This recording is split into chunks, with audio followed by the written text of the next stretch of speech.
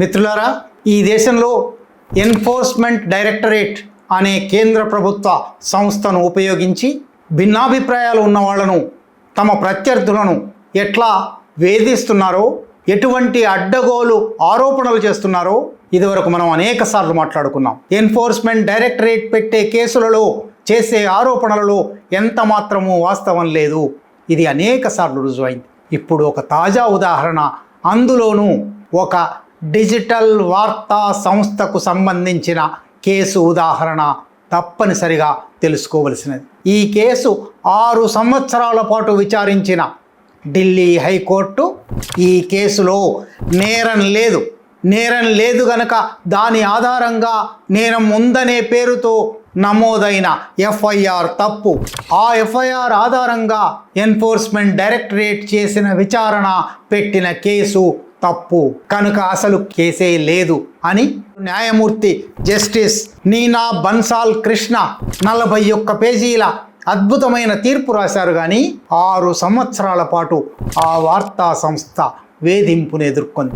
ఆ వార్తా సంస్థ స్థాపక సంపాదకుడు ప్రబీర్ పురకాయస్థను 2023 అక్టోబర్లో అరెస్ట్ చేశారు. 2024 మేలో ఈ కేసులో ప్రాథమిక సాక్ష్యాధారాలు కనబడడం లేదు కనుక అరెస్ట్ చేయనక్కర్లేదు, ఈ విడుదల చేయొచ్చును అని సుప్రీంకోర్టు తీర్పు ఇచ్చిన మేరట ఆయనను విడుదల చేశారు. ఆ సందర్భంగా మనం ఒక వీడియో కూడా చేశాం. అది మరొక 2 సంవత్సరాలు గడిచిన తర్వాత ఢిల్లీ హైకోర్టు అసలు ఆ కేసులోనే ఏమీ లేదు అని తేల్చింది. ఈ వివరాల్లోకి వెళ్దాం. న్యూస్ క్లిక్ అనే ఒక వామపక్ష భావాలతో ప్రజా ప్రయోజనాల కోసం వార్తా సేకరణ, వార్తా ప్రసారం చేయాలనే లక్ష్యాలతో ప్రబీర్ పురకాయస్థ స్థాపక సంపాదకుడుగా న్యూస్ క్లిక్ అనే ఒక డిజిటల్ న్యూస్ సైట్ 2017-18 నుంచి నడుస్తూ ఉన్నది. అది PPK news click studio private limited అనే కంపెనీ నేతృత్వంలో నడుస్తూ ఉన్నది. ఆ కంపెనీకి అమెరికాకు చెందిన world wide media holdings LLC $1.5 million మదుపు పెట్టడానికి 2017-18లో నిర్ణయించుకుంది.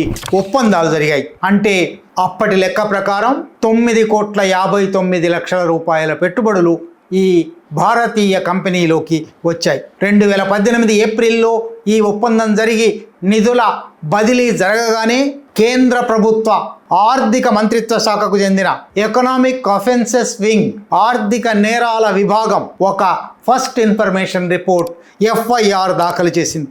భారతీయ కంపెనీ షేర్ల విలువ ఎక్కువ చేసి చూపెట్టడం జరిగిందని, అందువల్ల మదుపుదారు కంపెనీకి నష్టం చేకూర్చారని, వాళ్లను మోసం చేశారని, అప్పటికి భారతదేశంలో విదేశీ ప్రత్యక్ష పెట్టుబడి రావడం మీద ఉన్న ఆంక్షలను ఉల్లంఘించారని ఎఫ్ఐఆర్ దాఖలైంది. ఈ ఎఫ్ఐఆర్ ఆధారంగా వెంటనే ఎన్ఫోర్స్మెంట్ డైరెక్టరేట్ రంగంలోకి దిగి మనీ లాండరింగ్, దీని ద్వారా డబ్బు అక్రమంగా చేతులు మారడం జరిగింది, ఇట్లా వచ్చిన డబ్బులు మార్పిడి చేశారు అని ఎన్ఫోర్స్మెంట్ డైరెక్టరేట్ కేసు పెట్టింది. 2020 ఆగస్టులో దాఖలైన ఎఫ్ఐఆర్లో IPC Indian penal code section 406, section 420, section 120B అంటే క్రిమినల్ కాన్స్పిరసీ, చీటింగ్, ఆర్థిక నేరం, ఈ నేరాల కింద కేసు పెట్టారు. వెంటనే ఎన్ఫోర్స్మెంట్ డైరెక్టరేట్ ఈ జరిగిన పని prevention of money laundering act కిందికి వస్తుంది.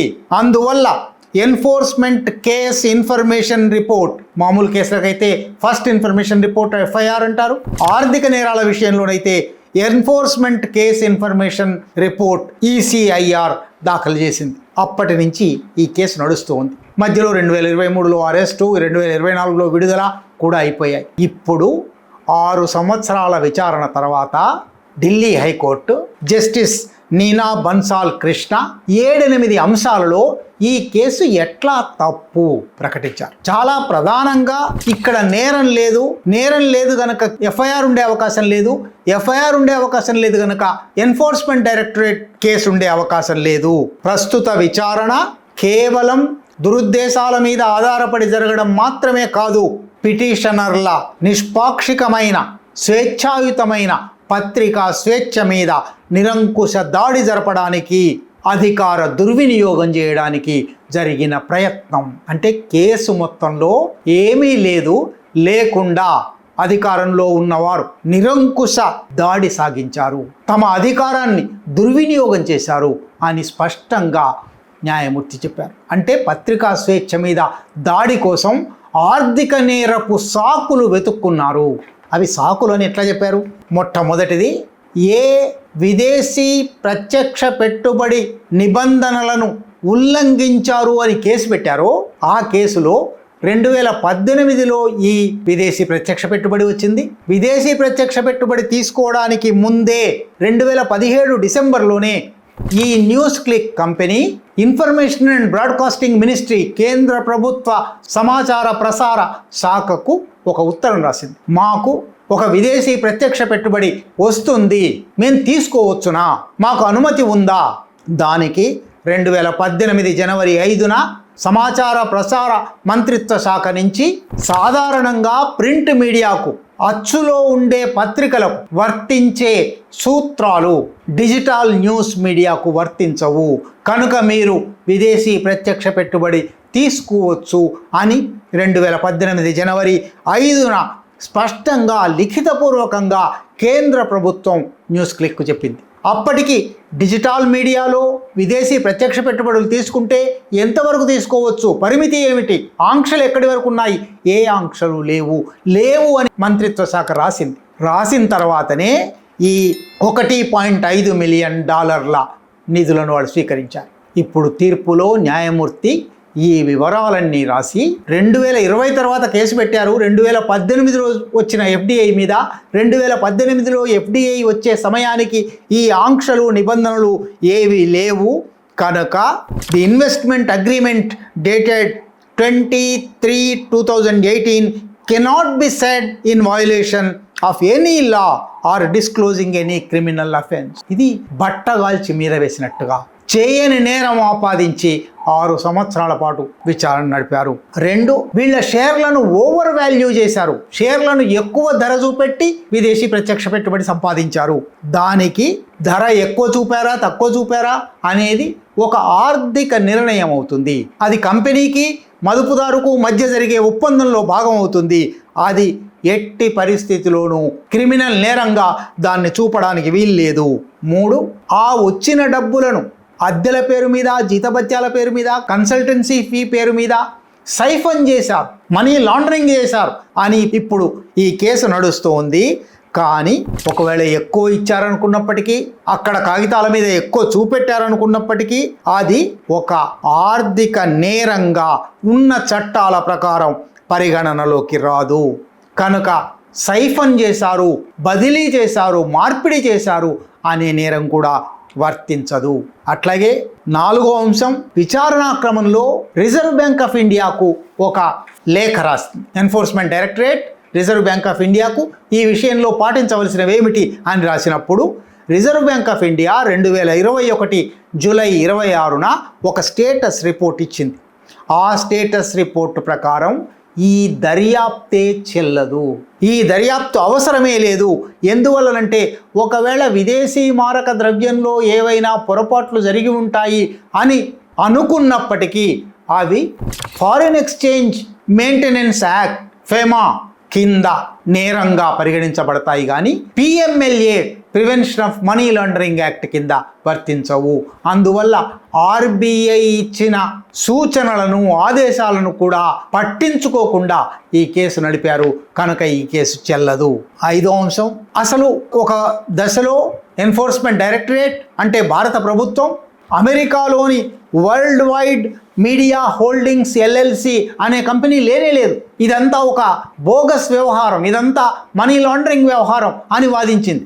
దానికి కూడా high court the allegation that the investor was non existent failed, world wide media holdings LLC అనేది లేదు అని ప్రాసిక్యూషన్ చేసిన వాదన, ఎన్ఫోర్స్మెంట్ డైరెక్టరేట్ చేసిన వాదన అబద్ధమని తేలిపోయింది. ఆ సంస్థ ఉంది. 6, వీళ్ళు మోసం చేశారు అని మరొక ఆరోపణ చేశారు. సెక్షన్ 406. నిజానికి మోసం చేసినప్పుడు ఒక మోసానికి గురైన వ్యక్తి ఉండాలి, ఆ మోసానికి గురైన వ్యక్తి ఫిర్యాదు చేయాలి.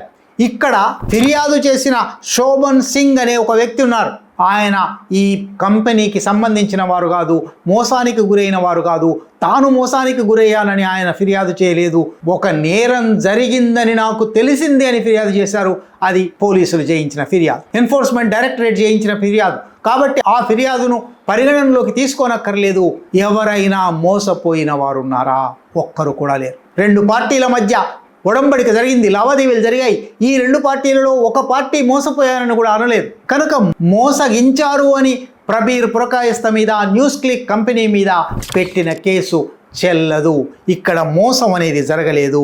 అట్లాగే ఇదే సందర్భంలో క్రిమినల్ బ్రీచ్ ఆఫ్ ట్రస్ట్ అని కూడా ఒకరి మధ్య ఒకరు ఏర్పడిన నమ్మకాన్ని, విశ్వాసాన్ని వమ్ము చేయడం, హింసాత్మకంగా వమ్ము చేయడం, నేరపూరితంగా వమ్ము చేయడం అని ఏ ఇండియన్ పీనల్ కోడ్ కింద నేరారోపణ అయితే చేశారో అటువంటిదేది ఇక్కడ జరగలేదు. క్రిమినల్ బ్రీచ్ ఆఫ్ ట్రస్ట్ జరిగిందంటే ఏ ఇద్దరి మధ్య ఒప్పందం కుదిరిందో వాళ్ళలో ఒకరు ఈ ఫిర్యాదు చేయాలి, వాళ్లకు ఈ క్రిమినల్ బ్రీచ్ ఆఫ్ ట్రస్ట్ జరిగిందని రుజువు చేయాలి. ఇదేది జరగలేదు. చివరిగా ఎన్ఫోర్స్మెంట్ డైరెక్టరేట్ ఇక్కడ ఒక కుట్ర జరిగింది అని చెప్పింది. ఇక్కడ కుట్రకు అవకాశమే లేదు. నిజానికి మొట్టమొదటి ఎఫ్ఐఆర్ఏ తప్పుడుగా నమోదైంది అని రుజువైన తర్వాత కేసే లేదు. కనుక ఈ 8 అంశాలు వివరించి జస్టిస్ నీనా బన్సాల్ కృష్ణ భవిష్యత్తులో అనేక కేసులకు కూడా ఉపయోగపడే ఒక మాట అన్నారు.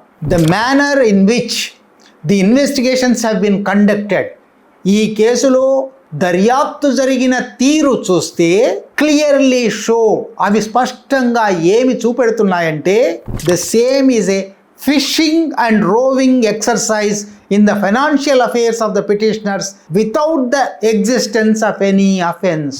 ఎటువంటి నేరపు ఆనవాలు లేకుండానే పిటిషనర్ల ఆర్థిక కార్యకలాపాలలో దిగి చేపలు పట్టే వ్యవహారం, తవ్వి తీసే వ్యవహారం, ఏదో ఒకటి కనిపెట్టడానికి కుట్ర చేసిన వ్యవహారం కనబడుతూ ఉంది. ఇది ఒక పారదర్శకమైన నిజమైన దర్యాప్తులా జరగలేదు. అవతలి వారిని వేధించడానికి జరిగిన ఒక ప్రయత్నంలా కనబడుతుంది. ఆ అవతలి వారిని అట్లా వేధించడం ఎందుకు జరిగిందంటే వారు ఒక నిష్పక్షపాతమైన జర్నలిస్టు సంస్థగా ఉన్నారు. వారు స్వేచ్ఛాయుతంగా జర్నలిస్టు వృత్తిని నడుపుతూ ఉన్నారు.